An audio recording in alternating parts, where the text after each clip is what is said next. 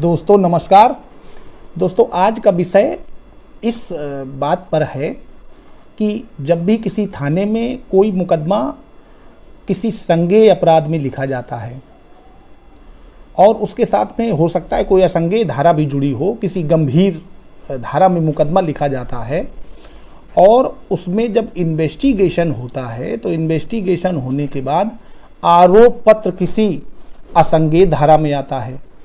जैसे मान लेते हैं किसी व्यक्ति के पास के विरुद्ध डकैती है, लूट है या अन्य और गंभीर धाराओं में कोई मुकदमा लिखा जाता है और उस पे जब आरोप पत्र न्यायालय में प्रेषित होता है इन्वेस्टिगेशन के बाद 173(2) के अंतर्गत, तो उस आरोप पत्र में केवल 323 और 504 इन दो धाराओं में आरोप पत्र न्यायालय में आ जाता है और न्यायालय उस दो धाराओं पर काग्निजेंस ले लेता है तत्काल, और काग्निजेंस लेकर के जो एक्यूज्ड पर्सन हैं उनको समन जारी कर देता है।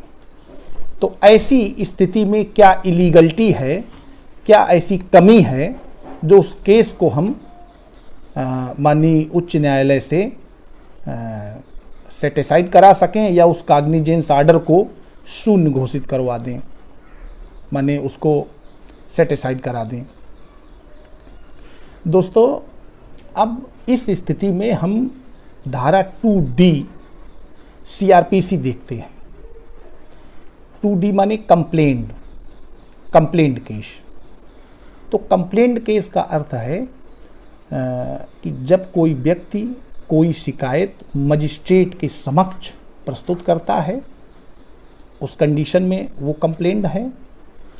दूसरा, जब कोई पुलिस अधिकारी उसी में दिया है, जब कोई पुलिस अधिकारी किसी संज्ञेय अपराध की सूचना पर FIR दर्ज करता है और इन्वेस्टिगेशन के उपरांत उसमें किसी असंज्ञेय अपराध का होना पाया जाता है, उसमें वो आरोप पत्र न्यायालय को प्रेषित करता है, तो ऐसा आरोप पत्र कंप्लेंट मानी जाएगी, वो कंप्लेंट की डेफिनेशन में आ जाएगा, ना कि एज ए पुलिस रिपोर्ट। वो पुलिस रिपोर्ट की कैटेगरी में नहीं होगा।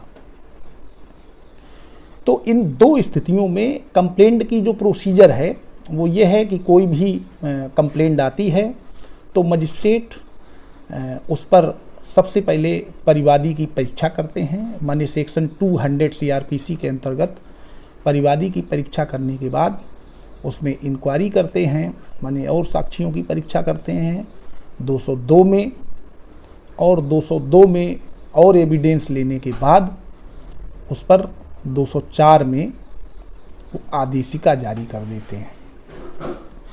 दोस्तों अब यहाँ पर स्थिति बदल रही है, चूँकि जब किसी पुलिस अधिकारी ने किसी इन्वेस्टिगेशन के उपरांत किसी संज्ञेय अपराध की बजाय संज्ञेय अपराध की सूचना पर असंज्ञेय अपराध पाया तो उसके द्वारा दाखिल चार्जशीट माने आरोप पत्र पुलिस रिपोर्ट ना होकर एक कंप्लेंट होगी।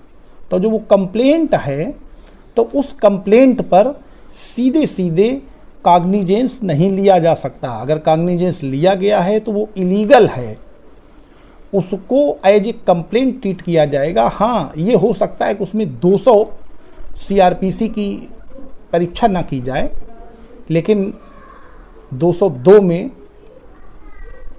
तो परीक्षा की जा सकती है और उसको समन मामलों का जिस तरीके से विचारण होता है मजिस्ट्रेट की कोर्ट में उस तरीके से प्रोसीड किया जाएगा।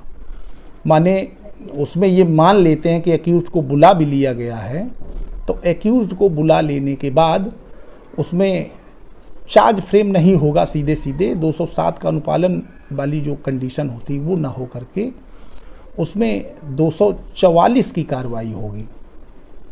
244 माने फिर पुनः जो गवाह हैं उनका एविडेंस लिखा जाएगा, उस पर एक्यूज्ड को क्रॉस एग्जामिन किए जाने का टाइम दिया जाएगा, मौका दिया जाएगा, अवसर दिया जाएगा। तो दोस्तों जब भी कोई इस तरीके का बहुत सारे मैटर्स होते हैं, आप ही के पास आएंगे, लोग ध्यान नहीं देते हैं और प्रोसीडिंग शुरू हो जाती है और बाद में चूँकि आपने उसको एक्सेप्ट कर लिया तो फिर इलीगलिटी कहाँ रही। तो आप उस बिंदु पर जैसे ही देखें कि किसी गंभीर धारा में मुकदमा लिखा है और पुलिस चूँकि कभी कभी ऐसा करती है कि छोटा सा एविडेंस एक दे करके और फंसा दिया, 323 504 में चार्जशीट भेज दी। तो ऐसी स्टेजेस पर आप उस चार्जशीट को चैलेंज करें और चैलेंज करके उस आर्डर को सेटिस्फाइड करा दें। और दोस्तों ज़्यादातर ये होता है कि पुलिस परिवादी बन करके कोई कंप्लेंट केस नहीं चला पाती है, तो ऐसे केसेस ज़्यादातर बंद रहते हैं। इस केस से संबंधित रूलिंग मैं डिस्क्रिप्शन बॉक्स में दे दूंगा, उससे समझिए। रूलिंग बहुत ज़्यादा डिस्क्राइब करने में वीडियो बड़ा हो जाता है। तो दोस्तों इस आधार पर आप इस तरीके के जो केसेस हैं उसका भी लाभ उठाएं। जो जानकारी हमारे पास होती है, जिसका मैं चाहता हूं कि आप लोग जो हमारे व्यूवर्स हैं, हमारे दोस्त हैं, मित्र हैं, वो उसका लाभ लेना चाहें तो उसका लाभ लें, वो मैं फॉलो आगे बढ़ा देता हूं। और निवेदन करता हूं कि इन जानकारियों को अपने दोस्तों के साथ ज़्यादा से ज़्यादा शेयर करें, हमारे चैनल को सब्सक्राइब करें। धन्यवाद।